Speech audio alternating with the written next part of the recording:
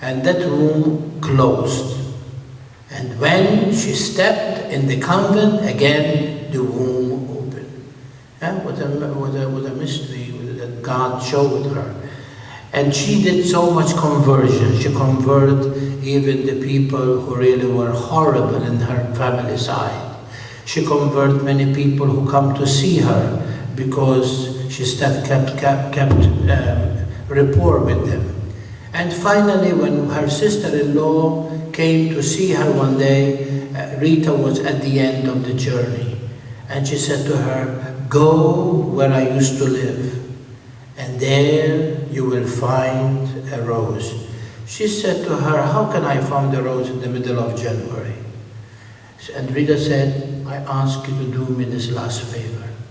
And she went, and she brought Rita this rose that no one can imagine where it come from.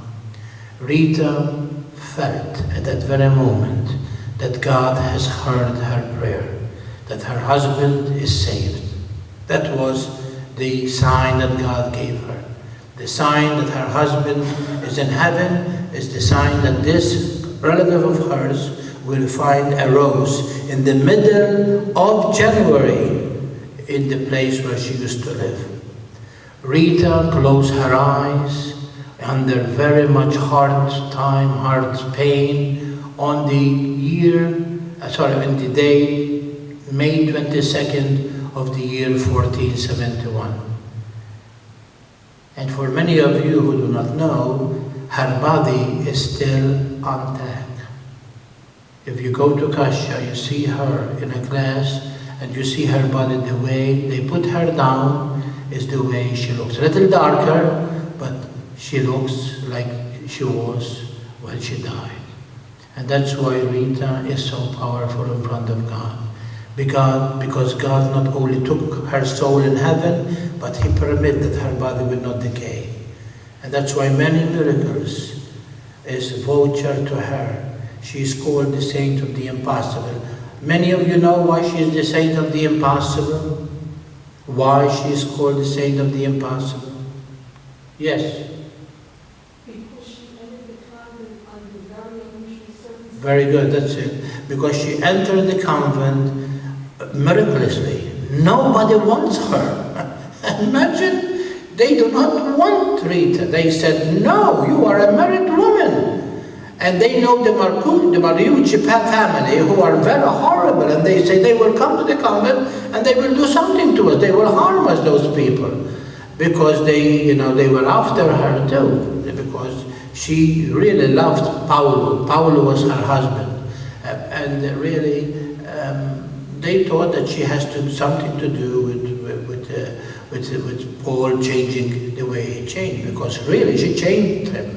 Although he was that kind of a person, saying today, saying tomorrow, see her prayer, although he'd throw even the cross away from her and take her all her books and really treat her like she was not a human being, we know that Rita converted him. And that was the sign of God that her husband is saved. And that's what she wants to know, that her husband, her children are saved. Because many people say those who kill themselves, they go to hell. Well, that was the theory of the church. But today the church changed that mind, because in a split of a second that person can say, "Lord, I am sorry." That's all it takes. So we cannot, make a judgment over how people are going to really save themselves or not. As we go to the celebration of the Mass today, we sing the glory of Saint Rita. That glory that penetrates through her life and continue through her very after her death. The miracles that happened, the impossible thing that took place because of her, really are resounded by the church. And that rose, by the way, that she planted, that dry, whatever it is, if you go to Cascia, you see it all over the convent. That rose is all over the convent. When you go, you see her, is there. You say, well, that's the nuns play a rose there and so forth. Well, you believe whatever you want to believe. But the only thing is, she is the saint of roses. So, I'm I'm going to give you a really sign. Not because tomorrow you come and take a rose from there. If somebody sends you a rose tomorrow on the feast of St. Rita, something extraordinary is going to take place to you. So remember that. St. Rita is the red rose. Teresa is the yellow rose. That's why she said, Rita will always give you a rose. Teresa is very well known for that. But the other thing is this, that tomorrow, if somebody sends you a rose, means something extraordinary happened. I hope I received one. And the extraordinary thing that I want to happen is that these three parishes come together. I'm really committed to that. And I went through all I can to literally welcome these people and try to make them feel that this is their home. And because, let me tell you, it's not easy to lose your church and begin to worship someplace else. Although our worship is Jesus Christ and He is the focus, but there is always that pain. And that's why we need to really open our hearts.